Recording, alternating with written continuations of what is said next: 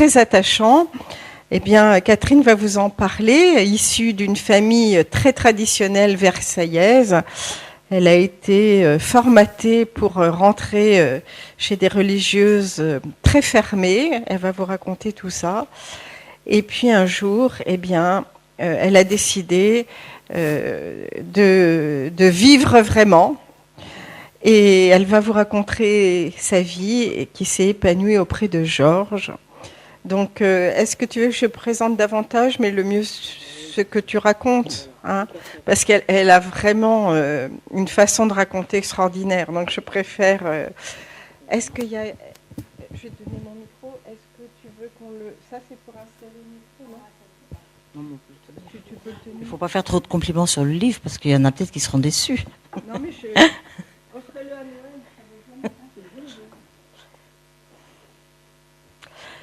Voilà, je remercie toutes les personnes qui ont permis cette rencontre, et notamment Béatrice, avec qui je marche au parc de la Tête d'Or chaque semaine ou presque. Donc après avoir lu mon livre, Béatrice m'a proposé de vous présenter mon parcours de vie en me disant « Nous sommes dans le même esprit d'ouverture que toi à la conférence des baptisés ». Je dis « Pourquoi pas ? Pourquoi pas ?» Et par contre, j'ai demandé à mon mari de me poser des questions parce que je trouve ça pas très facile de parler de soi comme ça directement. Enfin, c'est un exercice qui m'était un peu difficile.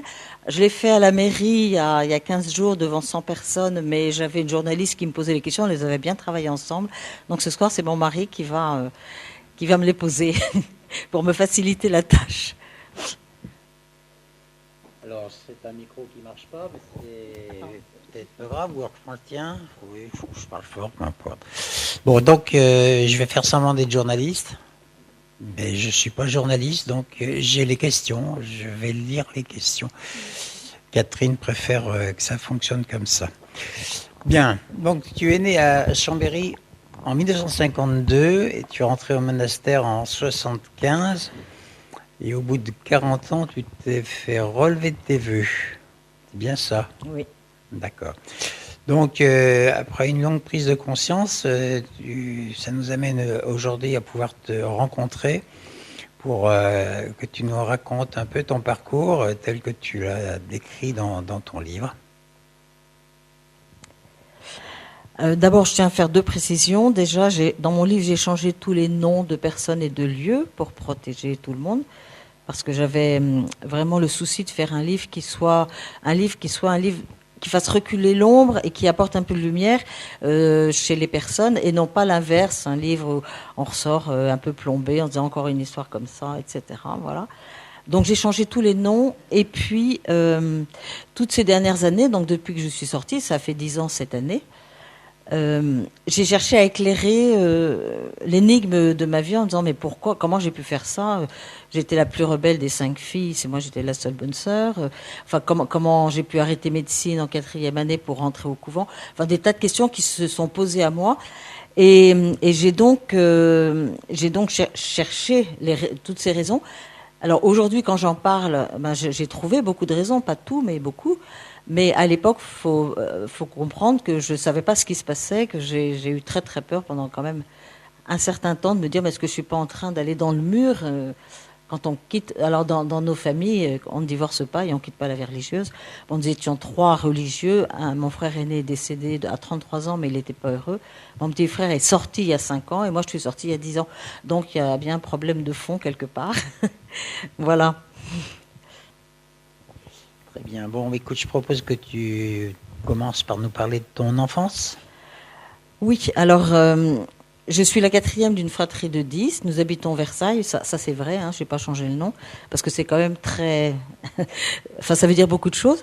On vit dans un milieu catholique, traditionnel, très hostile à l'ouverture demandée par le Concile Vatican II.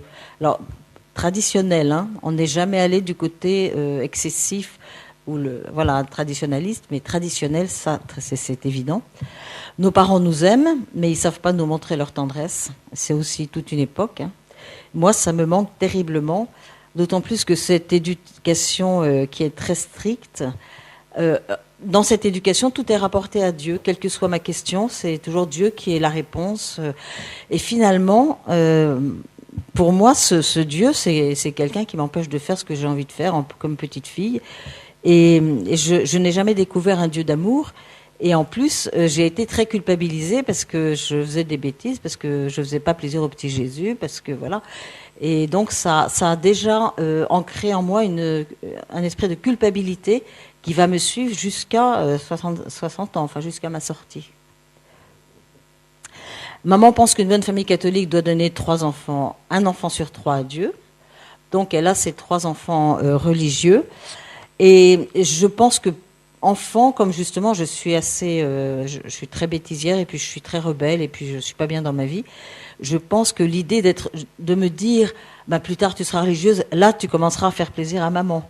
Je pense que c'est peut-être ça qui a mis dans ma tête une petite voix qui me dit que je serai religieuse, mais quand je suis enfant, ça me gêne pas du tout. D'ailleurs, ma grande sœur m'a raconté l'autre jour que quand on se déguisait, eux ils changeaient de déguisement, mais moi j'étais déguisée en religieuse missionnaire avec un long voile. Ça ne changeait jamais. Donc c'était vraiment ancré dans mon esprit. Et voilà, donc nos parents nous aimaient, mais l'éducation était... J'ai coutume de dire que papa et maman nous donnaient le mode d'emploi d'une bonne vie chrétienne pour arriver au ciel. Voilà, donc c'est... Bon, je ne vais pas faire de jugement là-dessus. Oui. Tu parles d'attouchement que tu as reçu de la part d'un garçon qui avait 15 ans. T'avais quel âge, toi ? 6 ou 8 ans, je ne sais pas. Alors, c'est quelque chose d'assez intime, mais j'ai tenu à en parler parce que une psychologue m'a dit, quand un fait aussi violent arrive, ça fait exploser les limites d'un enfant. Alors moi déjà, qui n'était pas facile et qui faisait beaucoup de bêtises, ça a fait exploser mes limites. Bon, j'en ai parlé à maman qui m'a cru, c'était déjà ça. Mais ça a fait aussi que je suis devenue de plus en plus insupportable à la maison et que je me cognais sans arrêt à des murs, à des noms, voilà. Et à 8 ans, j'ai fini par faire, alors ce qu'on appelle aujourd'hui, à l'époque, je ne le savais pas, une dépression infantile précoce. Je me vois assise dans le jardin, parce qu'on avait la chance quand même d'avoir un jardin à Versailles. Et je suis assise par terre, j'ai 8-10 ans, et je me dis, moi, la vie, ça ne m'intéresse pas. On m'y a mis sans me demander la permission. Si je pouvais en partir, j'en partirais. Voilà. Mais je ne peux pas en partir. Donc la petite fille, il faut qu'elle trouve une solution pour avoir une raison de survivre. Et à ce moment-là, je me rappelle une question du catéchisme. Pourquoi avez-vous été créé ? J'ai été créé pour adorer Dieu, le louer, le servir et obtenir ainsi le bonheur du ciel. Et ce jour-là, dans ma petite tête, la vie égale souffrance et le bonheur, c'est pour le ciel.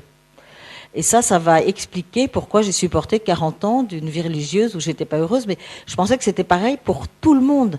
Alors je peux vous dire qu'à 65 ans, quand on découvre que la vie est belle, là, on la savoure. D'autant plus qu'on l'a attendue aussi longtemps. Alors tu as entrepris des études de médecine, tu en as fait 4 années, 4 années complètes. Et pourtant, tu t'es arrêté brusquement pour rentrer dans un monastère.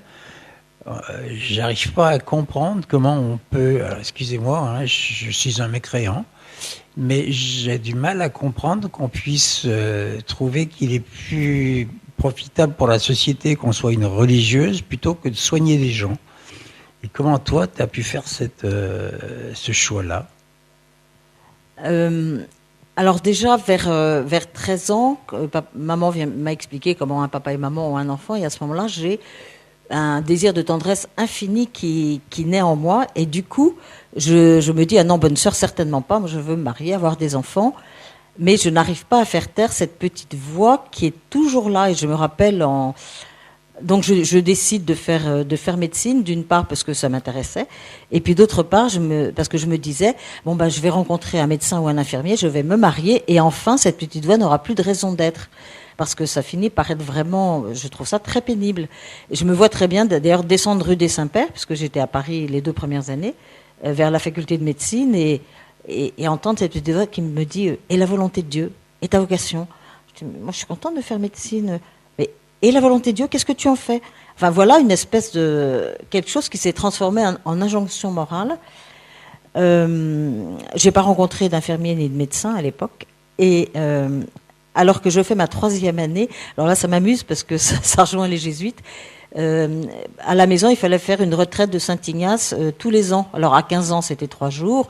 À 20 ans, c'était 5 jours. Papa avait fait un mois entier. Enfin, c'était, mais pas prêché par des jésuites. Et c'est là que le bas blesse, parce que quand c'est pas prêché par quelqu'un de compétent, eh bien, le prêtre m'a fait faire ce que vous devez connaître là, ça s'appelle un choix de vie, je crois, pendant la retraite. Mais après, quand j'en ai parlé aux jésuites, ils m'ont dit, mais jamais on fait ça en 4e année de médecine. On t'aurait fait attendre d'avoir terminé médecine. Après, tu faisais un choix de vie. Et pendant ce choix de vie, donc on met dans 2 colonnes. Moi, immédiatement, c'est imposé à moi. Je continue mes études, je rentre au couvent. Ça s'est imposé à moi. Et puis, j'ai mis des plus et moins dans chaque colonne. Et j'ai retrouvé une note tout récemment que j'avais complètement oubliée. En fait, c'était en plus avec des prêtres très traditionnels, là encore. Et j'ai retrouvé une petite note où le père, en voyant mes choix, me dit vous faites exprès de mettre des croix pour pas avoir la vocation, mais en fait, vous avez la vocation. Et ce qui est très étonnant, c'est que ma sœur aînée que j'ai rencontrée il y a 15 jours, c'est pour ça que ça m'a frappée, m'a raconté que, avant que je retrouve cette petite note, qu'elle avait fait cette retraite avec ce prêtre-là, qui lui avait dit ça, et qu'elle, ça l'avait fait partir en courant en disant « Ah ben alors s'il me dit ça, c'est n'importe quoi, j'ai plus confiance en lui, voilà. » Et elle avait quitté la retraite carrément. Et moi qui étais pourtant rebelle, et à cause de cette petite voix, je me suis laissée entraînée, et j'ai dit bon ben j'arrête tout et je rentre au couvent, d'autant plus que j'en avais quand même assez d'être, j'étais tiraillée, j'étais sans arrêt vraiment culpabilisée de pas suivre cette petite voie, et j'ai donc décidé d'arrêter ces études. Ce faisant, j'ai brisé mes désirs les plus profonds, et ça m'a rendue extrêmement vulnérable, et malheureusement je suis tombée sur une supérieure manipulatrice. Tu as choisi une vie contemplative en clôture. Pourquoi ?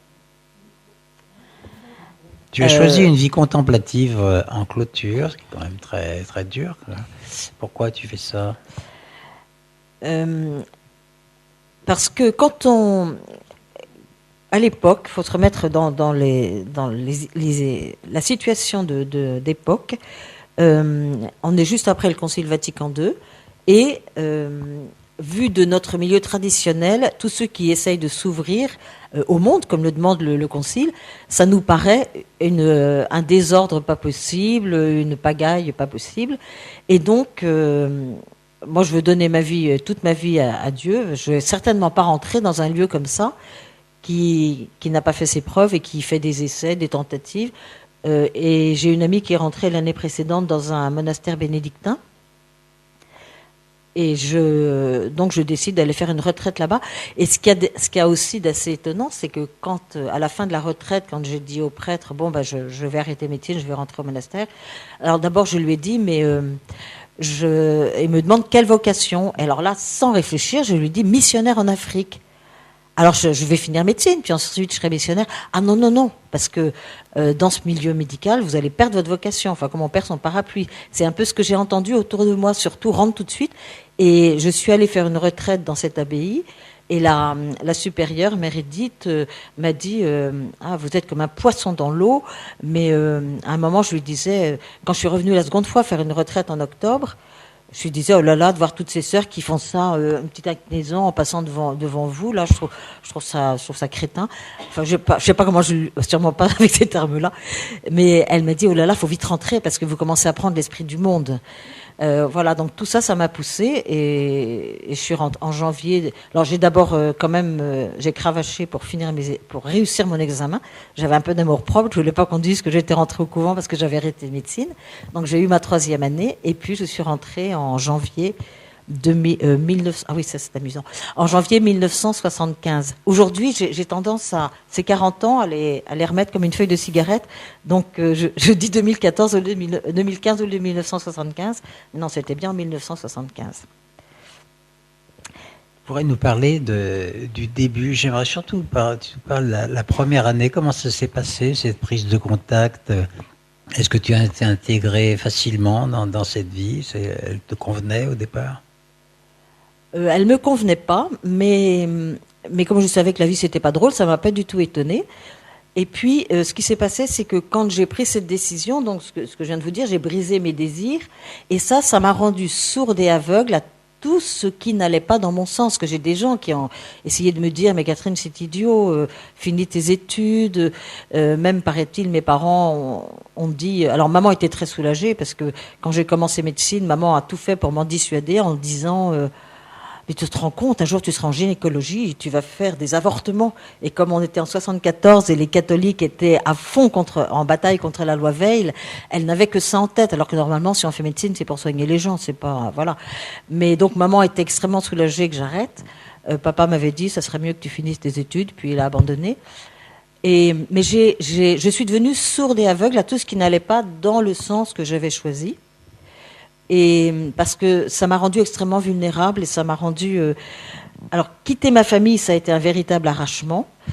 Et j'ai pleuré tous les jours. La première année, je pleurais pratiquement tous les jours. Alors, aujourd'hui, une supérieure qui verrait une petite postulante pleurer tous les jours, au bout de 15 jours, je lui dirais, ben, écoute, si tu n'es pas heureuse, retourne finir tes études, puis tu reviendras si tu as envie dans quelques années. Alors que là, je suis tombée sur une supérieure... qui a été déclarée par Rome, enfin, Rome n'a pas employé ces mots-là, mais parce que c'est toujours très enrobé, mais le fond, c'était ça, elle était manipulatrice. C'est-à-dire qu'une fois qu'on rentrait, il était très difficile de ressortir. Et donc, à chaque fois, elle me disait, mais plus le sacrifice est grand, plus vous allez sauver d'âmes. Maman s'en est inquiétée, mais elle lui a dit ça. Elle vient d'une famille nombreuse, c'est normal. Mais vous savez, le sacrifice de sa vie, c'est quand même... elle sauve des âmes, là. On ne peut pas passer à côté.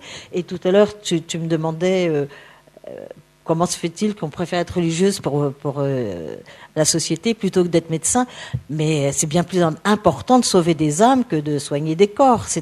La question ne se posait même pas dans notre milieu.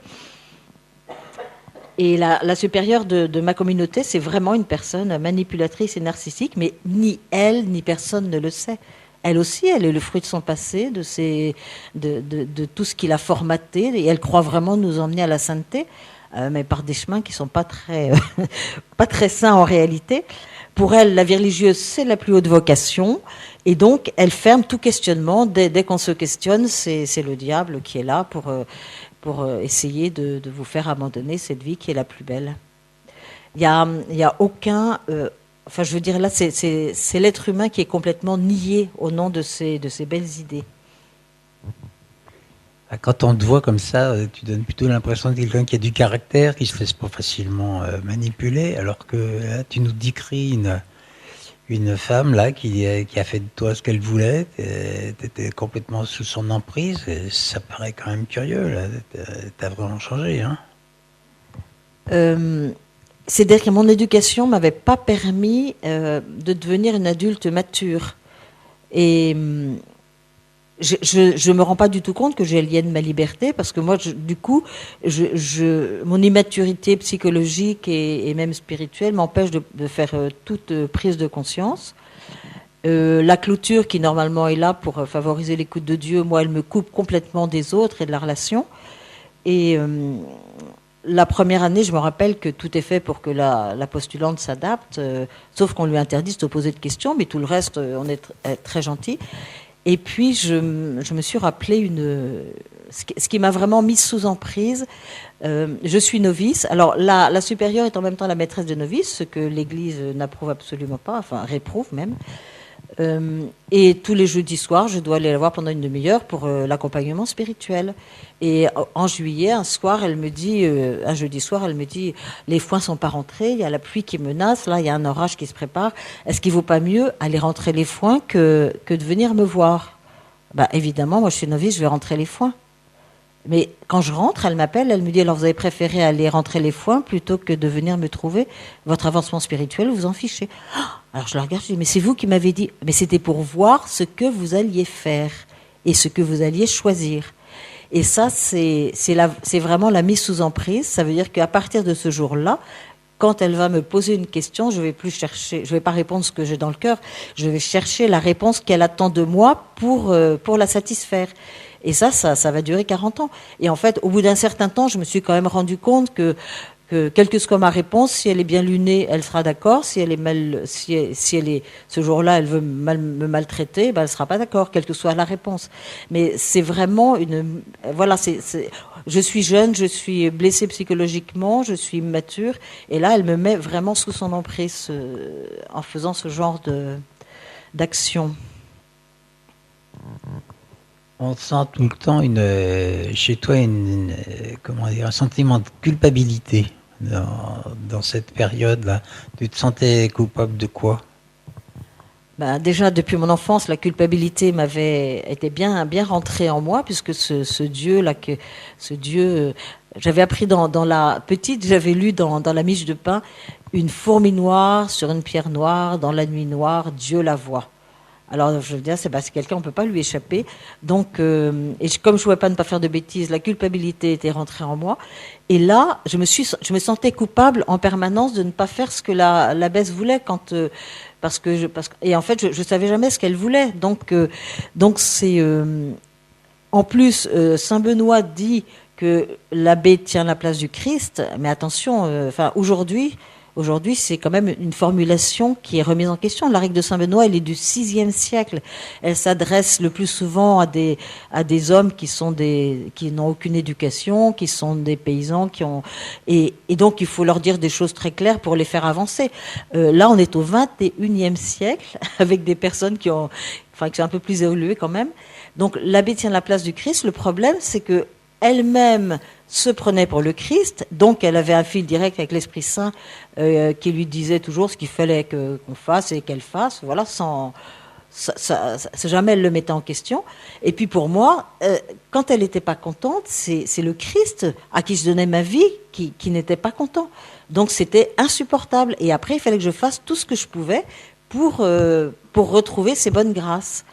Et ça, c'est une situation extrêmement aliénante. Et en plus, il y a une pseudo-unité dans la communauté qui fait que si je ne suis pas en tout la direction donnée par la tête, j'introduis un germe de discorde, je fais l'œuvre du diable et je dois lutter contre ma pensée personnelle parce que c'est une tentation du diable qui risque d'entraîner la division dans la communauté. Et vu du côté de la supérieure, tout le monde doit penser la même chose, à tel point qu'elle nous a appris aussi la délation. Alors, c'était pas de la délation, c'était par charité.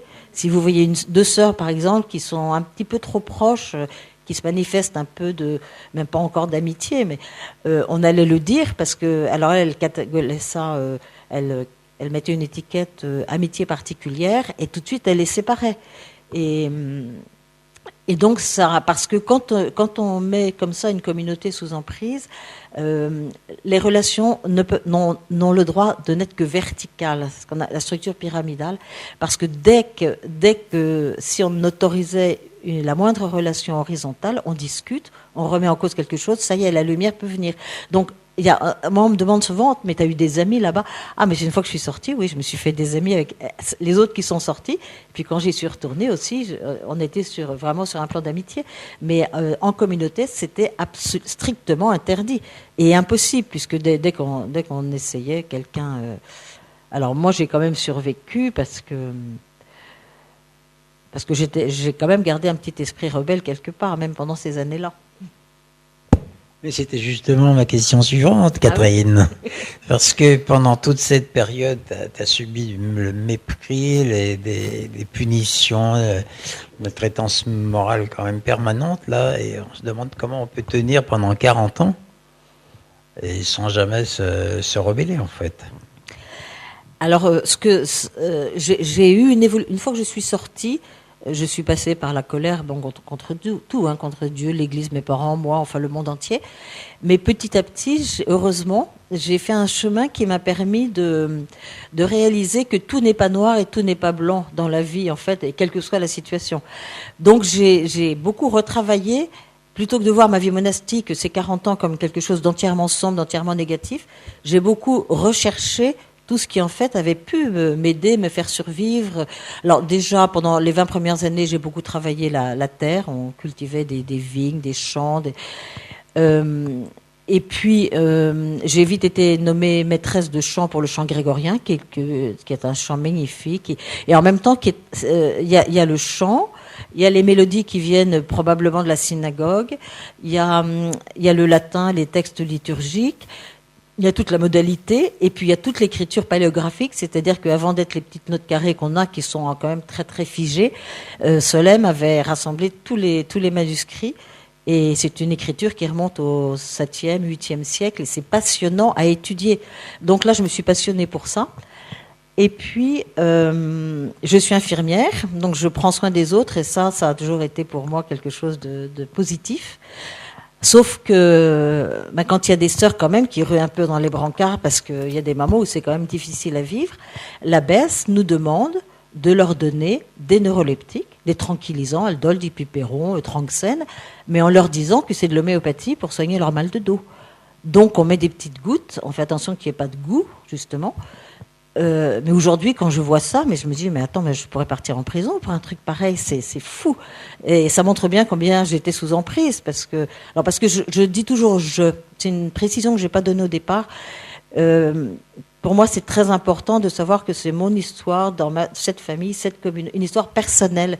Dans ma famille, tout le monde n'a pas vécu l'éducation de la même façon que moi. Dans la communauté non plus. Il y en a peut-être qui ont été moins sous emprise. Voilà, donc je parle toujours, c'est mon chemin personnel que je ne généralise pas. Et donc, il fallait bien qu'on les ait, ces neuroleptiques. Donc, on avait un médecin qui nous faisait payer les consultations, contrairement à beaucoup d'autres médecins. Mais du coup, il nous donnait son ordonnancier, puis on faisait nous-mêmes les ordonnances sur les sœurs qu'on avait choisies. En général, celles qui étaient à 100%. Et on se remplissait, on avait donc notre réserve de tranquillisants. Alors aujourd'hui, je le dis en souriant, mais quand j'en ai vraiment pris conscience, ça a été un moment très dur, de dire, mais comment j'ai pu en arriver là ? C'est impressionnant. Et puis, en parallèle, j'ai quand même mis tout un stratagème je me suis jamais soumise entièrement à la règle. Alors, je vous disais qu'on n'avait pas le droit de parler, alors encore moins avec des ouvriers qui venaient de l'extérieur. Mais par exemple, quand Éric Garcin venait nous labourer les champs et qu'il n'avait pas fini le labour avant vêpres, moi j'étais bien contente. Je téléphonais à l'abbesse, je lui demandais la permission de rater les vêpres, parce qu'après il fallait bien lui ouvrir le portail de clôture et fermer derrière. Et comme toutes les sœurs étaient à l'office, j'en profitais pour bavarder avec lui. Là, j'étais tranquille. Je savais que personne ne me verrait, que personne n'irait en parler. Donc, tout le temps, et ça, j'ai une psychologue qui m'a dit que ça avait été un peu une technique de survie qui a permis à l'étincelle de vie de ne pas s'éteindre.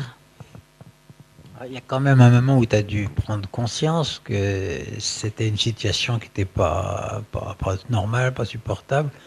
Et qu'est-ce qui t'a permis de réagir ? Quand on est sous emprise, de l'intérieur, on ne peut pas réagir. C'est toujours un événement extérieur qui va permettre de faire des prises de conscience. C'est pour ça d'ailleurs que je suis restée jusqu'à 60 ans, parce que les autres, on est 10 à être sortis en 1 an et demi. Elles avaient 55, 40, la plus jeune avait 28 ans, mais moi j'en avais 60. L'abbesse, la fameuse Mérédith, a donné sa démission à 80 ans. Ce qui est déjà, les évêques, ils la donnent à 75, mais bon, elle l'a donné à 80 ans sur le papier, mais pas dans sa tête. On a élu quasi à l'unanimité sa prieure qu'elle avait formée depuis 10 ans pour lui succéder, ce qui montre la liberté qu'on avait aussi pour voter. Et cette Mère Claude, une fois élue abbesse, très vite prend conscience que si Mérédith revient, soi-disant pour l'aider à gouverner, c'est Mérédith qui reprendra les rênes et qu'elle ne pourra rien faire. Donc elle en parle à l'évêque, et l'évêque interdit à Mérédith de revenir. Alors là, le jour où elle l'annonce à la communauté, Mérédith était devenue pratiquement comme un gourou. On parle de dérive sectaire, pour pas dire plus. Là, c'est le premier tsunami. Moi, je vois une sœur encore qui me dit c'est trop, mais elle s'est coupée en deux. C'est une des premières d'ailleurs qui est partie. Elle avait beaucoup souffert avec Mérédith. Et donc, c'est la première secousse. Et puis la seconde abbesse, au bout de 18 mois, à Noël, après Noël, elle part faire une retraite, puis elle nous appelle, téléphone, puis elle dit je reviens pas, je repars dans le monde, je donne ma démission d'abbesse, je vais me faire relever de mes vœux, c'est plus mon chemin. Et il y a 3 sœurs qui partent avec elle. Alors moi là, ça commence dans ma tête, je commence à ne plus rien comprendre, à être vraiment en burn-out, je vois que dans la communauté, il y a quand même eu 5 tentatives de suicide, 5 ou 6, qui heureusement n'ont pas marché. Il y a des cas où ça a marché dans d'autres communautés, mais chez nous, heureusement, ça n'est pas allé jusque-là. 20 sœurs en dépression, enfin, vous voyez l'état dans lequel on est. Et je demande de partir me reposer dans une communauté cistercienne, parce que j'ai un disque qui tourne, et avec des questions, et j'arrive pas à l'arrêter. En plus, je suis à l'économat et j'ai trop de responsabilités, trop de travail, parce que, en plus, quand on est sous emprise, alors, soit de nous-mêmes, on se précipite dans le travail pour ne pas avoir à réfléchir on a 6 heures d'office, et puis ensuite on s'active, voilà, sans réfléchir, fait que le soir on se couche assommé, et puis la baisse, sous prétexte de pauvreté aussi, nous accable de travail, quoi. Donc, là, je demande de partir une semaine, et là, ça a été je pense, la première étape fondatrice de ce qui est arrivé. C'est-à-dire que j'avais ce disque qui tournait. Et puis un matin, j'étais dans les Alpes. Donc j'étais à Tamnier, ça je peux le dire, parce que c'est une abbaye formidable. Et parce que les moines m'ont accueilli. Ils savaient ce qui s'était passé chez nous. Donc ils m'ont accueilli avec une gentillesse incroyable. Et là, un matin, il y a le soleil, la neige, le ciel bleu. Et je marchais dehors et tout d'un coup, mon disque s'est arrêté. J'ai entendu les oiseaux. Je me rappelle, c'était juste après l'élection du pape François. Et j'ai entendu les oiseaux, j'ai senti le soleil, j'ai vu la neige qui scintillait et mon disque s'est arrêté. J'ai entendu un silence extraordinaire. Donc ça, je pense, a été la première étape, parce que Maurice Zindel dit très bien quelque part que l'émerveillement, c'est ce qui permet à l'être profond de remonter à la surface de la conscience. Donc là, j'ai eu une remontée de mon être profond à la conscience. Puis je suis repartie au monastère et j'ai retrouvé la même situation et tout le reste. Et au bout d'un mois et demi, j'ai été exclue d'une réunion de l'économat que j'avais préparée depuis longtemps pour des prétextes absolument fallacieux. Donc, mais quand la prieure me dit « vous n'irez pas demain à la réunion », je suis morte. En fait, je suis morte intérieurement, psychologiquement. Ça glisse sur moi comme sur les ailes d'un canard.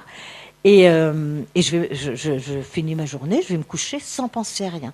Et le lendemain matin, au moment où le réveil sonne pour aller à Matine, je m'assieds sur mon lit et je m'entends dire tout haut, j'ai dit oui, 38 ans. Aujourd'hui, je dis non, je refuse que l'on me traite comme une enfant que l'on met au coin. Puis je me dis, ah bon ? Tiens, qu'est-ce qui se passe? Qu'est-ce qui m'arrive? Et le soir, quand la prieure vient me trouver pour me donner, pour me dire de ce qui s'est passé à la réunion, je lui réponds simplement, foutez-moi la paix. Oh, je me dis, maintenant, mais j'ai jamais parlé comme ça à une sœur, ni a fortiori à une supérieure. Et à partir de ce moment-là, c'est la colère qui commence à monter. Et du coup, je demande d'aller me reposer. Dans une autre communauté, raconte-nous un peu comment ça s'est passé. Oui, parce que donc je demande d'aller me reposer dans une autre communauté pendant un mois en espérant me guérir de ce burn-out et revenir guéri. Parce que je mettrais plus de 2 ans avant que puisse pénétrer en moi l'idée de quitter la vie monastique. Pour moi, c'est absolument impensable. Donc je vais me reposer un mois dans une communauté, puis au bout d'un mois formaté, j'ai jamais appris à m'écouter, donc je me pose pas la question de savoir si je vais mieux ou pas. Je vais trouver l'abbesse et je lui dis la mort dans l'âme avec une angoisse énorme.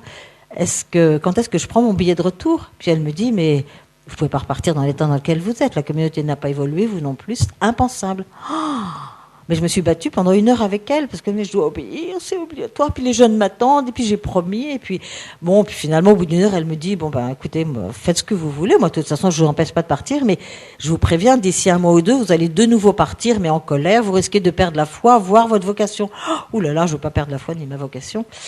Je reste. Alors je pensais rester 1 mois, puis je suis restée 1 an. C'est la première personne qui m'a sauvée, qui m'a sauvée de moi-même. Et en septembre, j'apprends qu'un de mes neveux rentre à la Fraternité Saint-Pierre au séminaire. Alors là, je tombe en dépression. Je me dis, mais moi, j'essaye de sortir de tout ça. Et puis un jeune qui rentre là-dedans.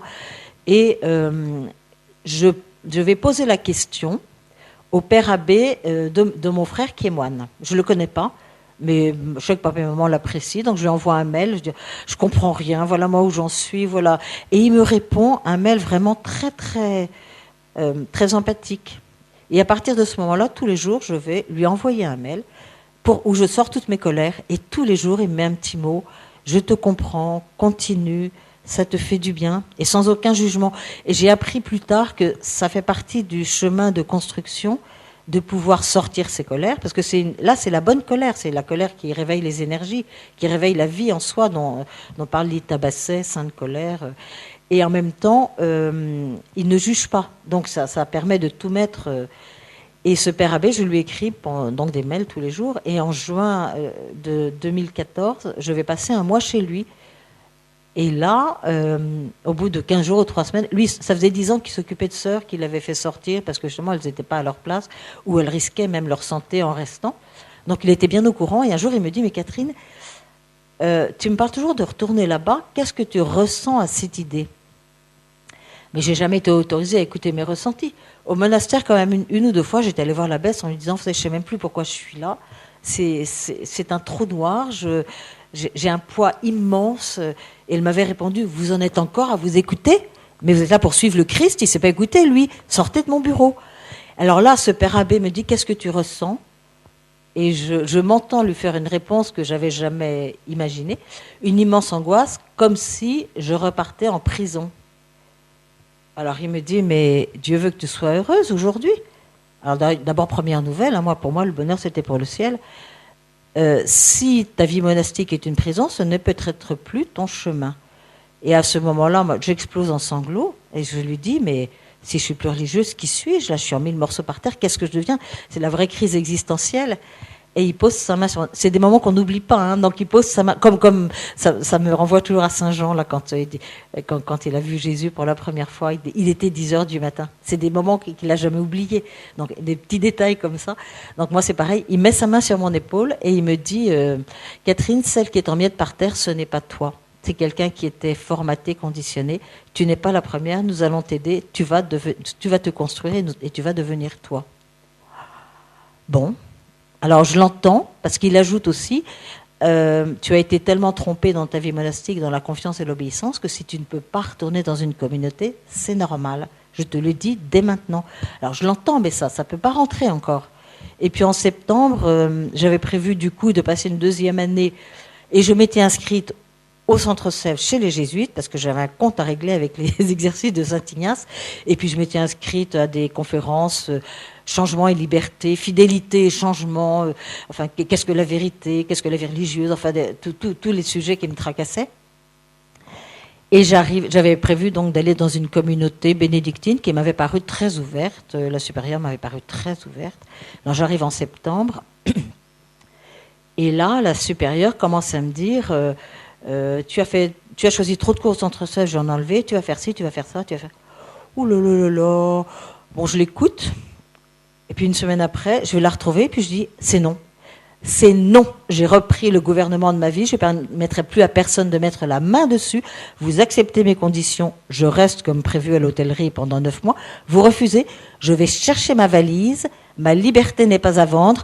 Quitte à coucher ce soir sous les ponts, je ne reste pas 1 minute de plus.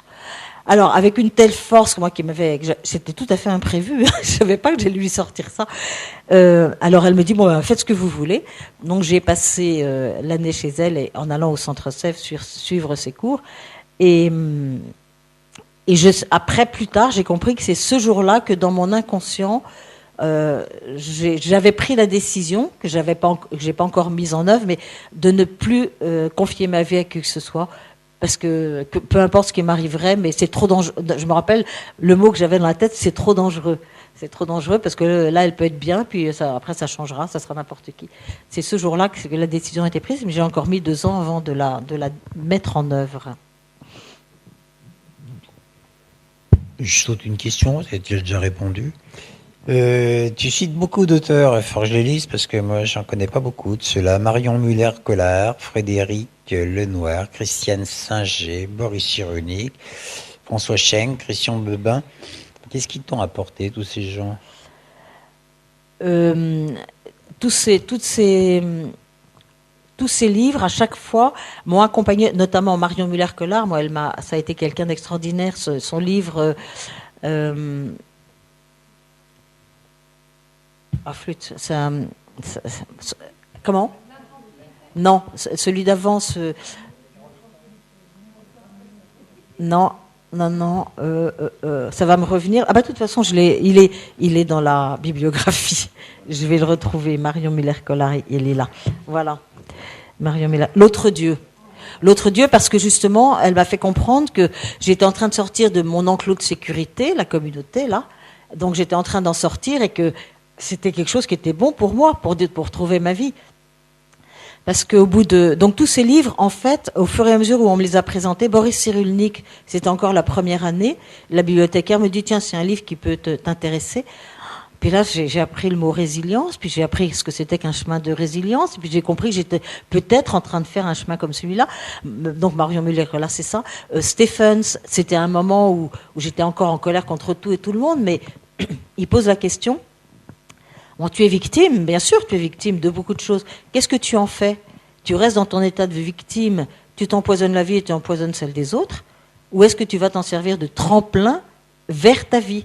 Donc, des choses comme ça résonne en moi, mais donc tous ces livres m'ont vraiment accompagné sur le chemin, de même que la première abbesse qui m'a sauvé la vie, la première, le père abbé, le père jésuite, parce que dès la première année, j'ai demandé à un père jésuite d'être mon accompagnateur.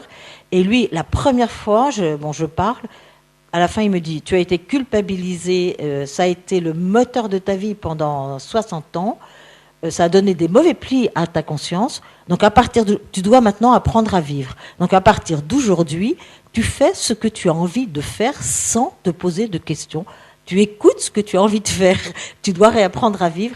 Et il m'a guéri de la culpabilité à tout jamais. Ça a été radical. Et donc, ce sont ces livres et ces personnes qui m'ont vraiment... Alors, j'ai une bibliographie. J'en avais 3 pages. Hein. Alors, l'éditeur m'a laissé n'en mettre qu'un recto verso. Mais ça a été vraiment des vrais accompagnateurs sur ce chemin. Alors tu dis souvent ce que j'ai pas vécu dans la durée, je le vis dans l'intensité. Est-ce qu'on peut dire que tu as le sentiment d'avoir raté ta vie? Est-ce que tu as du ressentiment envers des personnes, tes parents par exemple, envers l'Église? C'est un peu ce que j'ai plus aucun ressentiment, c'est un peu ce que je disais tout à l'heure. Notamment, par exemple, pour mes parents, évidemment, je leur en voulais, parce que pour eux, ils étaient responsables par mon éducation de ce que j'avais vécu. Et un jour, je parle avec une cousine et elle me dit, tu sais, donc je déblatérais contre mon éducation, j'étais en colère. Elle me dit, tu sais, nous, quand on était petits, on trouvait que dans ta famille, il y avait beaucoup d'amour. Et puis, tu sais, Boris Cyrulnik, tu m'en as parlé, il dit bien que pour faire un chemin de résilience, quand dans l'enfance, on a eu une enfance où les enfants enfin la toute petite enfance, hein, juste après la naissance, on a nourri le nouveau-né, il a été mis en sécurité, ça crée une confiance dans la vie, c'est créer un socle psychologique, et quand on voit la façon dont toi tu t'en sors, tu as un sacré socle psychologique sur lequel t'appuyer, parce que sans ce socle, c'est beaucoup plus difficile d'en sortir, et ça, ce sont tes parents qui te l'ont donné. Et alors, de ce jour-là, je me suis dit, ah mais c'est quand même à eux que je dois ça. Et puis la seconde chose, c'est je crois que ça faisait 4-5 ans que j'étais sortie, et je me réveille et je me dis, oh là là, il y a le soleil, c'est beau. Il y a le soleil, il y a le ciel, j'entends les oiseaux, mais la vie est belle. Ah, la vie est belle. C'était la première fois que je trouvais que la vie était belle. Mais qui t'a donné la vie? C'est tes parents. Donc à partir de ce moment-là, j'ai dû faire tout un travail, parce que tous mes souvenirs étant négatifs, après, le jour où j'ai refait du ski, par exemple, tout d'un coup, j'ai une émotion de mes 15 ans qui est remontée, ce sentiment de liberté, là, quand on est tout chousse sur une piste. Alors pour moi, c'était des choses, un trésor qu'il fallait surtout pas laisser se dissiper, parce que c'était un moment de mon enfance où j'avais été heureuse et j'avais besoin pour rééquilibrer toute cette part d'ombre, de retrouver toutes les parts de lumière. Et j'ai fait ça pour ma vie monastique aussi. Et c'est pour ça qu'aujourd'hui, ce livre, c'est pas un livre, il y a aucune... Ça touche beaucoup les gens parce qu'il n'y a aucun regret, aucune colère, aucun ressentiment. D'autant plus que maintenant, je suis dans une vie où je suis tellement heureuse, tellement... Je disais tout à l'heure, s'il y a un ciel après la mort, on verra. Moi, je verrai quand j'y serai. Mais s'il y est, je pourrais pas être plus heureuse que je le suis aujourd'hui. Il n'y aura pas les petits aléas de la vie. Enfin, pour nous, moi, c'est des petits aléas. Je ne suis pas en Palestine et je ne suis pas en Ukraine. Hein. Donc, ça, je sais que ça existe. Mais Mais pour moi, ce qui est important, c'est justement que ce soit notre lumière qui fasse un peu reculer l'ombre, plutôt que ce soit l'ombre qui vienne envahir notre lumière. Sinon, c'est pas possible. Que dirais-tu à une jeune fille, une Catherine là, de 20 ans, qui te dirait qu'elle veut rentrer au monastère? D'abord, si elle est si elle est dans le même état d'esprit que moi, elle m'écouterait pas. Mais imaginons qu'elle soit un peu plus ouverte. Je lui dirais, ce qui est très important, c'est d'écouter ton désir le plus profond, loin de tout ce qu'on a pu t'inculquer, tes croyances, qui peuvent être très bonnes, enfin peu importe. Mais apprends à écouter ton désir le plus fort. Moi, si je l'avais écouté, j'aurais continué médecine, il n'y a aucun doute. Et je pense que la spiritualité est une dimension importante, peut-être une dimension importante dans la vie de beaucoup d'êtres humains. Alors une spiritualité pas forcément chrétienne, hein, ça peut être de n'importe quel ordre, enfin le côté spirituel, mais il y a une condition sine qua non, il n'y a aucune exception, c'est qu'elle ne touche pas à votre humanité. Et moi je m'adresse à des croyants, alors je vais ajouter, si le Christ s'est incarné, c'est pas pour qu'on fasse fi de notre corps, enfin de notre humanité, c'est pour qu'on passe par elle donc moi mon humanité a été écrasée au nom de belles idées, de belles de belles images, de belles croyances, mais ça a écrasé mon humanité. Et aujourd'hui, je lui dirais, mais avant de prendre une décision, apprends déjà à écouter ton désir le plus profond et suis-le. Voilà. Alors après, on peut interroger les uns et les autres. Moi, je sais que je posais beaucoup de questions quand je suis sortie parce qu'il fallait me réadapter à cette vie. Mais à la fin, j'ai appris à prendre moi-même ma décision et à écouter. Et un exemple tout bête, là, je dédicace mon livre à Samuel et à Luc. Et Samuel, c'est un petit garçon, un petit neveu le fils de ma nièce. Et un jour, ma nièce m'a dit, vous m'aviez dit que vous auriez un petit peu de temps quand elle était à Paris. Est-ce que vous pouvez, moi je serais contente. C'est la pile. Je serais contente si tu pouvais t'occuper de Samuel une fois par semaine. Alors normalement, j'aurais tout de suite dit oui pour qu'elle soit contente, qu'elle me fasse un sourire, que ça me fasse plaisir et tout. Et là, je lui ai dit, écoute, je te donnerai ma réponse demain matin. J'avais déjà appris. Et du coup, le lendemain matin, quand je me suis réveillée, j'ai pensé à ça et j'ai eu cette joie à l'idée de m'occuper de ce petit garçon. Donc je lui ai dit oui. Et c'est vrai ça a été merveilleux pour moi parce que j'ai pas beaucoup parlé de ma petite fille intérieure, mais quand elle s'est réveillée, donc au bout de 60 ans, de m'occuper d'enfants, ça m'a vraiment aidé à la retrouver, à la consoler, à savoir qu'elle existait. Voilà. Et aujourd'hui, c'est elle aussi qui est une grande part de ma joie, qui se réjouit de tout, qui se réjouissait de vous retrouver ce soir, même si l'adulte, comme à la mairie, était un petit peu se disant, bon, des gens que je connais pas et tout, mais elle s'en fiche, elle est contente, elle est heureuse, elle partage sa joie et son bonheur. Pourquoi est-ce que tu as voulu écrire cette histoire? Pourquoi tu as besoin de la faire partager?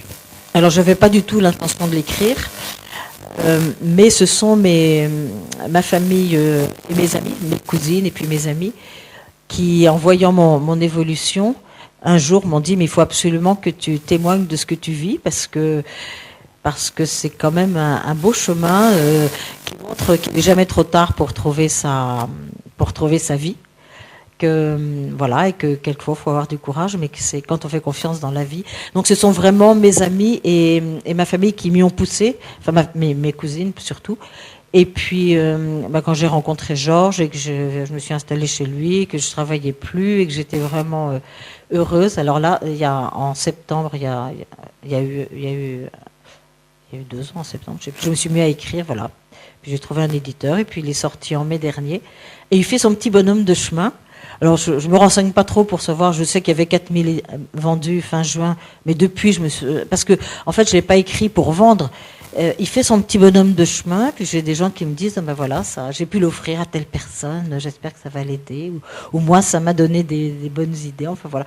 C'est la seule chose qui m'intéresse, c'est pour ça que je l'ai écrit. C'est parce que on m'a dit, ça peut faire du bien à d'autres personnes. Ton exemple, voilà. Bien, eh ben, écoute, Catherine, je te remercie pour cette intéressante histoire. Est-ce que si des gens voulaient poser des questions, tu serais d'accord pour y répondre? Bien sûr. Donc voilà, je vous le dis, si vous avez une question à poser, n'hésitez pas. Voilà, il n'y a pas de questions indiscrètes, hein, et si j'ai pas envie de répondre, je répondrai pas. Voilà. Alors, je suppose que vous avez des tas de questions. Moi, personnellement, c'était pas une question, mais je te remercie vraiment beaucoup parce que par rapport à tous les abus qu'on entend, assez horribles, on se rend compte qu'il y a des choses qui nous semblent moins horribles, mais qui finalement, si tu n'étais pas sorti, voilà. Et je pense que c'est vraiment très, très instructif. Alors, est-ce que à qui je donne la parole, là? Ah, voilà. En fait, moi, c'est une précision. Vous avez, entre autres, dans votre email, parlé de, je ne sais plus le nom, justement, de l'auteur du livre qui vous a aidé à cheminer, quand il disait « Tu es victime, qu'en fais-tu » Ah, c'était Stephens, La vie en bleu. La vie en bleu, ça... La vie en bleu, d'accord. Bon, ben voilà, parce que voilà, c'est une problématique qui m'intéresse. Voilà. Vous disiez que vous étiez infirmière, mais c'était vos 4 années de médecine qui vous ont permis d'être infirmière, ou c'est parce qu'on vous a autorisé à aller apprendre à être infirmière? Oh là là là là, j'étais en clôture fermée, Oui, personne ne sortait. Non, ouais. J'ai été nommée à l'infirmerie avec 3 infirmières qui avaient fait leurs études. Enfin, l'abbesse déjà était infirmière de formation, puis il y avait 2 sœurs infirmières. Donc j'étais à l'infirmerie, et comme en faisant mes études de médecine, en plus j'avais travaillé à l'hôpital, j'avais appris à faire des prises de sang, des choses comme ça. C'est pour ça que j'étais à l'infirmerie. Mais effectivement, c'est parce que j'avais fait 4 années de médecine qu'on m'a mis à l'infirmerie. Mais il était tellement pas question d'aller à l'extérieur que une sœur, d'ailleurs une de celles qui est sortie, qui avait fait des études, qui avait fait Sciences Po et bon, qui est rentrée. Et un jour, elle a dit à l'abbesse, j'aimerais bien suivre des cours par correspondance pour faire une licence de théologie. Et l'abbesse lui a répondu, ce n'est pas la peine, je suis là.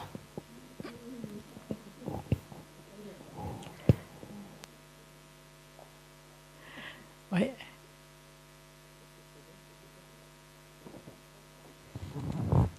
Est-ce que vous êtes en lien avec d'autres sœurs qui ont quitté cette abbaye?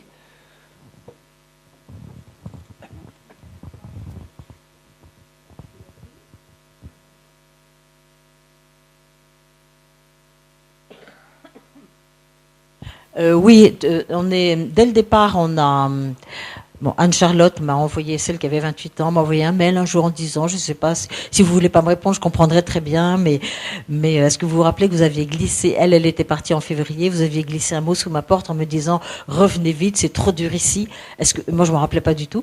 Et donc, j'ai renoué avec toutes celles qui sont sorties. Alors, la seconde abbesse, Mère Claude, je l'ai revue 1 ou 2 fois, mais bon, elle avait été trop dure avec moi, donc j'ai pas poursuivi. Mais les autres, oui. Alors, évidemment, ça fait des amitiés incommensurables, d'une profondeur incroyable. Et d'ailleurs, quand j'ai fait mon saut en parachute le jour de Pâques, le dernier, c'est parce que Anne-Charlotte, on avait passé un week-end chez elle, en octobre, et on est allé voir son mari qui sautait en parachute, et elle m'avait dit, c'est génial, tu devrais essayer. Je vois, oui, moi j'ai envie. Et ben ça, c'était aussi, ce jour-là, j'ai senti un désir de mes 15 ans. J'avais appris à plier un parachute, mais j'avais pas d'argent pour sauter. Et ce jour-là, quand elle a dit ça, j'ai senti, et comme j'ai appris à écouter ce qui remontait de mon passé, je l'ai vite attrapé, et j'ai dit à mon mari, oh là là, mais à 15 ans, j'avais envie de sauter. Il m'a dit, je te l'offre pour Noël. Et j'ai sauté Donc effectivement, oui, toutes celles qui sont sorties sont des amies. Et un jour, il y a, je sais plus, maintenant, ça doit faire 5 ans, je suis retournée au monastère. J'ai demandé à la prieure si elle était d'accord, parce que je voulais pas. J'ai jamais voulu provoquer les gens, donc si elle n'avait pas été d'accord, j'y serais pas retournée. Je suis retournée au monastère à la Toussaint. Alors c'était très amusant parce que j'étais à l'hôtellerie. Alors il y avait toutes les familles qui étaient là et évidemment personne ne me reconnaissait, mais moi je les reconnaissais très bien. Et le 2 novembre, on suit la communauté en clôture pour aller au cimetière. Et là, je me retrouve face à la tombe de Meredith. parce que elle avait été enterrée au monastère, bien qu'elle ait passé 3 ans hors du monastère, mais elle avait été enterrée. Et là, j'ai compris pourquoi j'étais revenue, parce que comme j'avais appris, je me suis dit, alors qu'est-ce que tu ressens face à cette tombe, la tombe de cette personne-là qui est à... Ah ben, je me dis, mais je suis complètement en paix. Maintenant, ses problèmes, elle les voit là-haut. Hein. C'est son problème à elle avec Dieu. Moi, j'en ai rien à faire. Je suis heureuse dans ma vie. Et j'étais, en fait, j'ai compris ce jour-là que j'étais venue pour voir où j'en étais. Est-ce que j'avais encore de la colère, de la rancune? Et ce jour-là, ça a été radical. J'ai senti que tout était parti. Et parce que je crois que quand on est vraiment, j'ai une expression qui est pas très jolie, mais j'ai passé 65 ans à côté de mes pompes, hein, mais quand on rentre dedans, après, c'est merveilleux, on fait des pas de géant. Et c'est pour ça que mon livre s'appelle Métamorphose, parce que ma vie, c'est un peu comme si j'avais passé 65 ans à l'état larvaire, et puis après, il y a eu les quelques années là où il faut devenir libellule, ça c'est très dangereux, puis on ne sait pas ce qui se passe, et puis est-ce que je suis pas en train de fiche ma vie en l'air. Puis après, quand la libellule ose sauter dans le vide, alors là, c'est la découverte merveilleuse de la vie.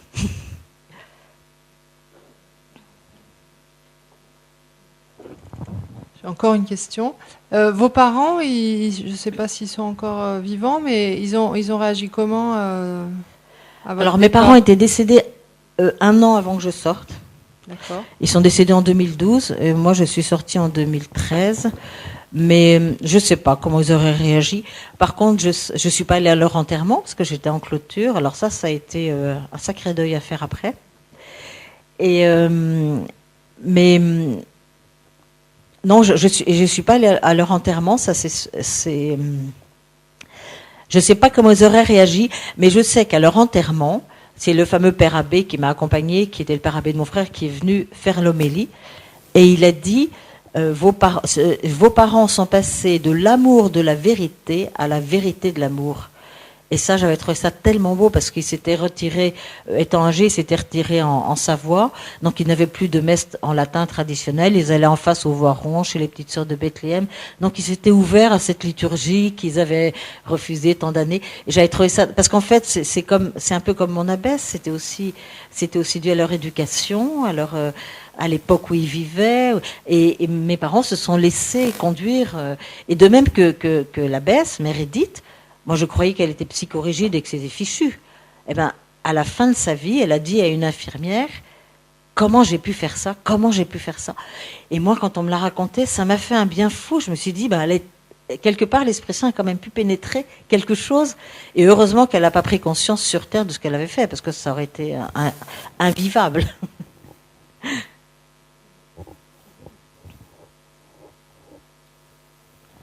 Oui, vous avez parlé du saut dans le vide.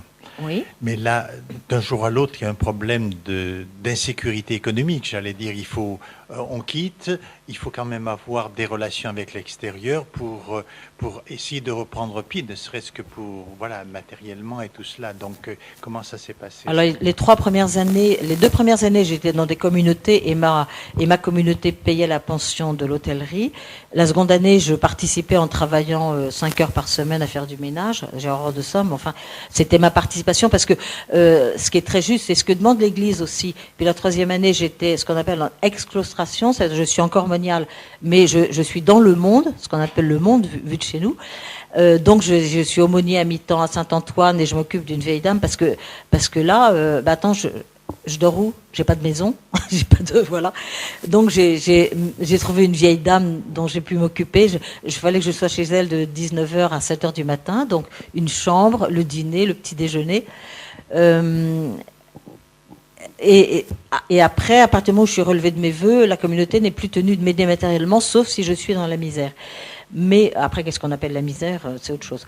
Mais si vous voulez, moi, c'est pas ça qui a été le problème, parce que d'abord, j'étais habituée à une vie assez frugale, et puis quand on sort de 40 années de clôture, le fait de pouvoir acheter une fleur quand vous êtes invité chez des amis, vous arrivez avec une rose, ils savent que vous pouvez pas leur offrir un gros bouquet parce que vous avez très peu d'argent, mais de pouvoir faire un cadeau, c'est un bonheur incroyable, quoi. Donc moi, l'argent ne m'a jamais posé de problème. Faut dire aussi que j'ai une famille nombreuse, que je savais que si j'avais le moins de problèmes, j'aurais un frère, une cousine, enfin, j'aurais pas été à la rue, hein, ça c'est clair. Mais ce qui a été le plus dur pour moi, c'était de prendre des décisions. Et quand mon amie Jeanne, théologienne, là, m'a emmenée au restaurant, elle me dit, tu choisis? J'ai dit, ah bah non, je choisis pas. Moi, d'abord, je comprends rien à ce qui est marqué Gravelac, qu'est-ce que ça veut dire, des tas de mots que je connaissais pas. Et puis, je sais pas ce que j'aime là-dedans. Alors, tu choisis pour moi? Elle me dit, ah non, tu choisis, peu importe, prends n'importe quoi, moi, tu verras si tu aimes ou si tu aimes pas. Et à tel point qu'au bout de 2 années, je me rappelle, je prenais le métro pour aller chez les Jésuites, là, rue de Sèvres, parce que j'étais à Issy-les-Moulineaux. Je prends la ligne 12, là, et je suis dans le métro, puis à un moment, je me dis, bon, écoute, je vais retourner là-bas, au monastère, parce que là-bas, j'ai assurance vie, assurance vieillesse, assurance nourriture, je suis pas seule, et surtout, je n'ai pas de décision à prendre. Et à ce moment-là, mon regard tombe sur cette phrase d'Oscar Wilde, qui était dans le métro. La plupart des gens existent, très peu vivent. Et là, ça me transperce comme une flèche. Je me dis, attends, tu es en train de passer d'une existence qui n'est pas la tienne à ta vie à toi. Surtout, ne retourne pas là-bas. Mais après, il faut prendre des décisions, et j'en parle avec les uns ou les autres. Puis à la fin, je dis, alors je dis oui, je dis non. C'est toi qui décides. Ça, c'est ça qui a été le plus dur. Et puis le plus dur, c'était d'aller faire des courses. Moi, pendant 3 ans, j'étais incapable d'aller dans une boutique toute seule. J'appelais une cousine là, en disant, faut que j'aille m'acheter des chaussures. Est-ce que tu peux venir avec moi? J'étais incapable. Enfin, parce que c'est ça aussi, c'est qu'au monastère, les Connemara notamment, j'avais fait des permis de construire pour 2 bâtiments pour 900 000 euros de grosses œuvres. Hein, donc c'est pas n'importe quoi. Donc ça, c'est un truc d'adulte, mais on était traités comme des enfants. On se faisait attraper, on se faisait mettre au coin en image, comme des enfants. Donc je suis sortie, il y avait une part de moi qui avait 4 ans. Et alors ce qui a beaucoup amusé toute ma famille, c'est que à partir de là, j'ai revécu toutes les étapes. 4 ans, 8 ans, l'adolescent, il y a une époque où j'ai fait j'ai tout essayé. J'ai fumé un peu d'herbe, ça m'a rien fait, j'étais désolée d'ailleurs, mais voilà, j'ai fait un peu comme un adolescent qui essaye d'aller un peu partout, essayer tout ce qui existe. Et puis ensuite, j'ai été avec un homme, et puis il m'a lâché au bout de 6 mois, donc grand chagrin d'amour, j'avais 68 ans, 66 ans. Voilà, puis après j'ai rencontré mon mari. Et on s'est mariés, donc j'ai revécu comme ça. Alors c'est un ami, Denis Marquet, qui m'a dit tu as revécu tout l'inaccompli. Donc j'ai refait toutes les étapes que j'avais pas vraiment faites dans mon enfance.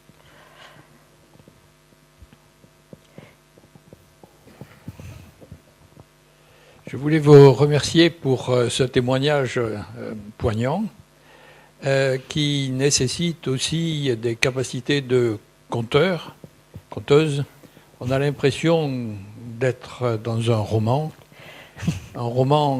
parfois noir, mais il y a un moment où vous évoquez, vous dites cela, où si je n'ai pas noté fidèlement, vous me reprendrez, je ne confie pas ma vie à n'importe qui.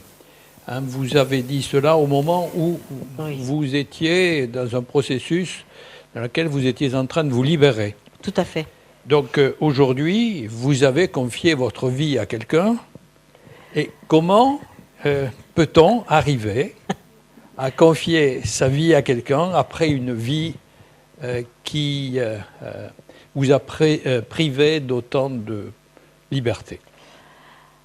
J'ai jamais pensé que je confiais ma vie à Georges, non. On partage notre vie. On partage notre vie, et puis on se rend heureux mutuellement. On avait beaucoup besoin de tendresse et d'amour l'un et l'autre, et on se le donne. Et puis j'ai quand même fait une expérience en sortant. Vous me direz s'il faut arrêter. Hein. J'ai fait une expérience très forte quand je suis sortie. J'ai été reçue chez mes sœurs. J'ai 4 sœurs mariées même. Oui, 4. Enfin, il y en a 3 particulièrement. Et alors, je voyais, quand j'étais chez elles, leur mari, il était jamais là où il faut. Il faisait jamais ce qu'il fallait. Il disait jamais, du matin au soir, comme maman d'ailleurs. Tout le temps, pourquoi tu es là, pourquoi tu fais ça, pourquoi tu n'étais pas là, pourquoi je t'ai appelé. Bon. Et je connaissais pas Georges du tout. Mais moi, je me suis dit, en tous les cas, si je rencontre quelqu'un, hein, je le prendrai comme il est. Je chercherai pas à ce qu'il soit autrement. Je lui demanderai de me prendre comme je suis, mais moi je le prendrai comme il est, avec ses qualités et ses défauts. Et ça, c'est une expérience extraordinaire parce que Alors, dès le départ, on s'est dit, on va quand même se dire les choses, mais l'important, moi, je peux tout entendre si c'est dit gentiment, au bon moment, que c'est pas un reproche, c'est de dire, eh ben, moi, là, j'ai pas bien ressenti ce que tu as dit tout à l'heure, j'ai pas bien compris, puis ça m'a fait, voilà, mais gentiment. Donc, et en fait, ce qui est extraordinaire, c'est que moins on cherche à se changer, et plus en fait, on s'avance l'un vers l'autre. Moi, je trouve ça extraordinaire.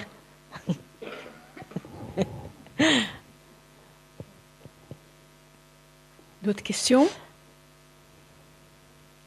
Mais ce qui est vrai, c'est que Georges, on était ensemble depuis 3-4 mois, puis un jour il m'a dit, Catherine, j'ai bien réfléchi, j'ai 50 ans plus que toi, donc quand je mourrai, je dis, ah bah, attends, on est ensemble depuis 3 mois, là tu vas pas parler de mort? Attends, j'ai pas envie de te laisser toute seule avec ta toute petite retraite, j'ai envie que tu gardes l'appartement et que tu aies de quoi vivre correctement, donc j'ai bien réfléchi, je pense que la bonne solution, ça serait de se marier. Est-ce que tu serais d'accord? Alors moi, je dis, oui, enfin, je suis très touchée même que tu aies pensé à tout ça. Puis 15 jours après, on est au restaurant avec des amis et il y en a une qui nous dit, alors vous allez vous marier? Et Georges répond, ça n'est pas d'actualité.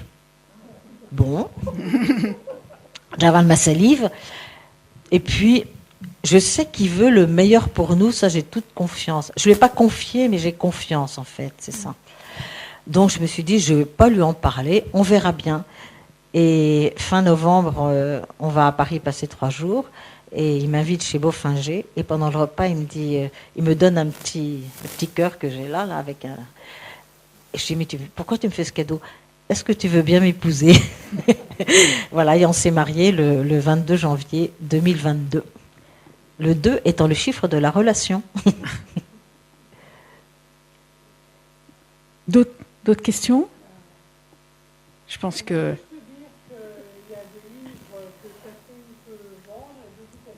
Voilà. Si vous le souhaitez. Et alors, moi, je vais rajouter que j'espère que vous allez vivre au moins 150 ans pour pouvoir rattraper tout ce que vous avez encore à vivre. Alors, ce que Georges a dit tout à l'heure, ce que je ne vis pas en durée, je le vis en intensité, à tel point que j'ai décidé, enfin, avec Georges, que chaque année de mariage en vaut 10, donc dans 5 ans, on fête nos 50 ans de mariage. Voilà. Excellent, excellent.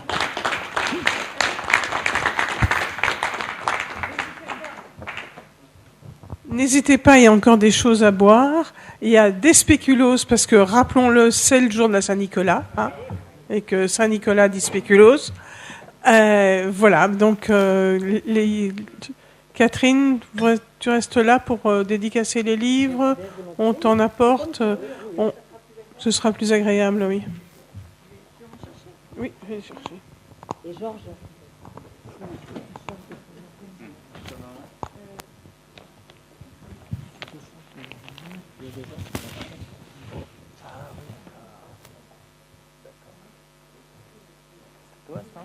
Non, c'est pas moi.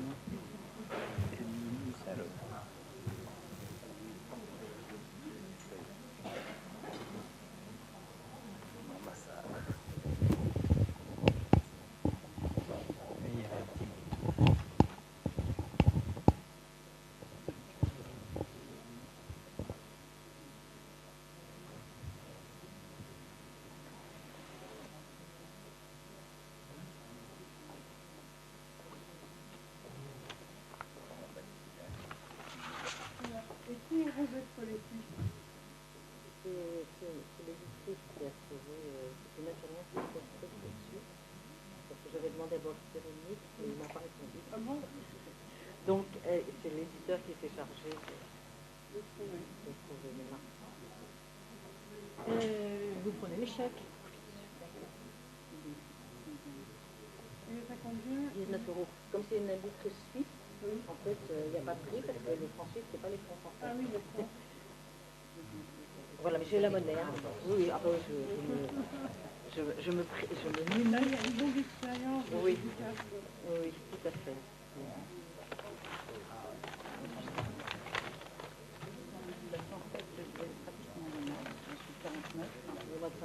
Voilà, donc on a le même âge, je pense qu'on est dans une famille qui est à maison. Un peu le même style de... Et vous vous appelez? Et voilà, donc il y a beaucoup de choses qui vous ont touché, mais vous êtes mariés.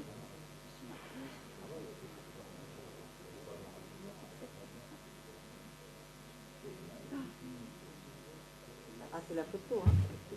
Ah, c'est cool. Le prix, c'est 19 euros. Ma soeur, c'était 33 kilos quand j'ai été avant-guerre, après-guerre. Et après-guerre, on m'a pas fait la même que ce 30. Ah, ben, tout à fait. Mais mes soeurs aînées, c'était un peu la même chose. Alors que nous, les plus jeunes, ça a été plus élevé. Nos petits frères aussi, hein, c'était pareil. Ils n'ont pas eu la même chose. Voilà. J'ai terminé la métamorphose. On est le 6. Ah bah oui, on est le 6, Saint-Nicolas. La métamorphose. J'en ai vu sortir une fois. Ah oui, j'étais en train de faire la vaisselle dans un restaurant et j'ai vu des... Ah oui, sortir, c'est que j'allais. Et elle aime fort. Ah non, on dit que justement, à ce moment-là, elle aurait conscience de tout ça, elle retournerait dans sa cuisine sans hésiter. Ouais. Et pourtant, il faut tenir et se jeter dans le vide. Merci beaucoup. Et avec plaisir. Ah oui, oui. De toute façon, elle sera toujours longue parce que mais c'est ça incroyable. Ce après quoi j'ai couru toute ma gymnastique, là ça m'est donné comme ça, le moment présent, le regard bienveillant sur les autres. Toute ma gymnastique, j'ai couru après, je suis pas arrivée. Et là ça m'est donné à plein. Et vous étiez nombreuses, votre sœur? Ah oui, on s'en fait pas, donc à la fin on était 55. Plus une autre fondation de 20, plus une autre fondation en Afrique de 12. Et ça veut dire que donc vous êtes sortis en 2012, c'est ça? 2014. 2013. Vous étiez 45? 55. Et on est 10 à être sortis. Il y en a encore actuellement, elles sont 43 là encore actuellement. Et alors elles ont fait un film. Alors c'est une ville. Non. Ah non, j'étais en. Ah bah, je vais vous dire, en Provence. Non, pas le Luc, c'est Jouc, au nord d'Aix-en-Provence. Notre-Dame de Fidélité, vous n'avez qu'à aller voir sur Internet, c'est le paradis. Et alors, donc, qu'est-ce que vous faisiez comme travail? On avait 10 hectares de vie, et puis la ferme avec les vaches, donc le fromage, et puis le potager, les fruits comme étant alimentaire, et puis l'hiver, la paille de la vigne. Quelque part, moi, à 6 h du matin, quand j'avais traité la vigne et que les autres traitaient le fruit, je pensais à tout ça. Mais en fait, c'était trop écrasant. Bien été. Bon, après, on s'en sort. Hein. Après, moi, j'ai aucun regret parce que je pense que c'était vraiment mon chemin. Tout ça, ça va être... Vous dites quand même qu'il y en a eu qui ont fait des tentatives de suicide et dans d'autres endroits, les tentatives ont marché. Donc, je veux dire, parce que j'ai pas parlé de ce livre-là, c'est pour ça un livre super intéressant. C'est les risques et dérives de la vie religieuse, pardon, de l'islam. Et là, il analyse tout, et à un moment, il dit, parce qu'on leur dit, mais pensez plus que des religieuses qui pensaient au suicide, mais en fait, le supérieur d'une gourou, c'est le jour où il est décidé par les groupes, c'est tout celui qui découle, parce qu'on a fondé sa vie sur le supérieur, parce qu'on alors, en fait, moi, je veux pas pour, je veux simplement que vous écriviez choisis la vie. Et je pense à vous. Choisis avec IF. Hein. Oui, là. Oui, Isaïe, peu importe. Mais disons surtout, je le destine aussi bien à vous qu'à la personne qui va lire. C'est toi. Voilà. Merci beaucoup. Merci beaucoup. Avec grand plaisir. Voilà. Je le lirai avec beaucoup d'intérêt. Vous voulez le... Oui, et puis je l'offrirai. Avec mon épouse. Bah écoutez, c'est le livre. Ah non.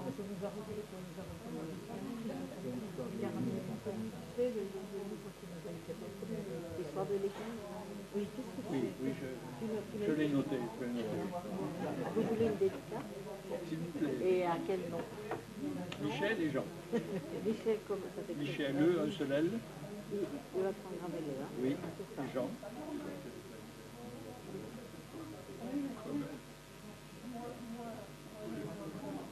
Vous avez pris goût à la toilette, à la coupe. Complètement. C'est extraordinaire. Oui. Ah bah quand on découvre sa féminité à 65 ans après.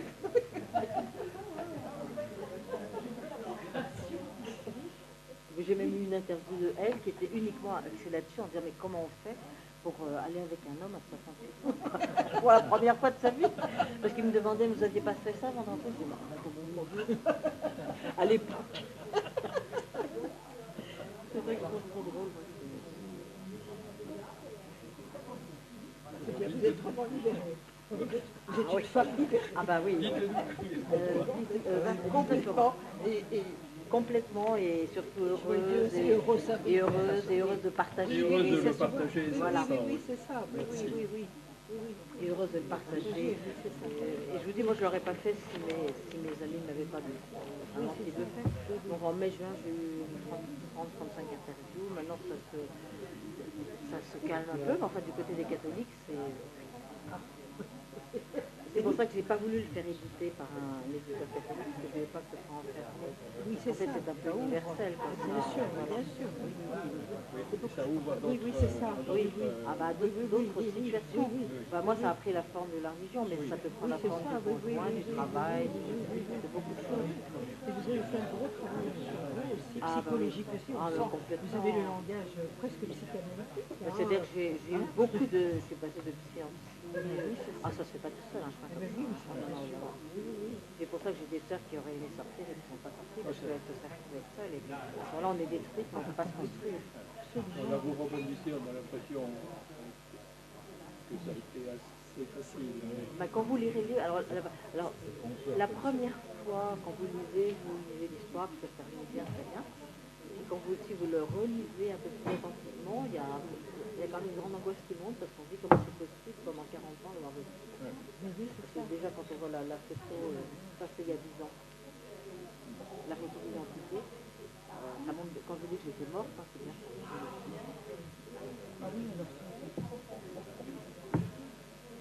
Quelle résurrection?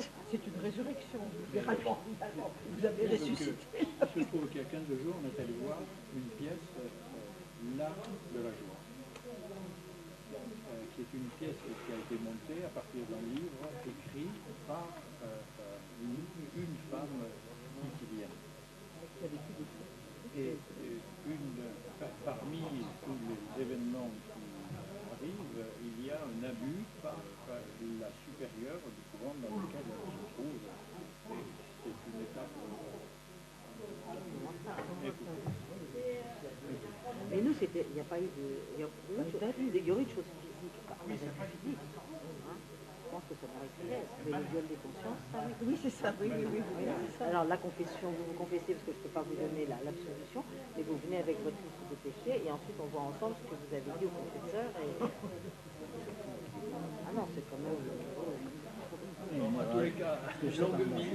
Merci. Je connais quelqu'un dans ma famille, la femme de ma femme, alors bien sûr, ils sont décédés maintenant.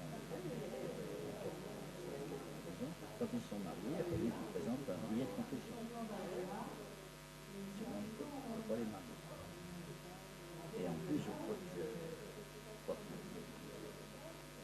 Paris, peut-être qu'il n'était pas très proche de l'église, je ne sais pas comment ça s'est confessé vraiment. Il avait dû, le prêtre avait dû lui dire, il avait dû lui communiquer ce qu'avait sa future femme avait dit.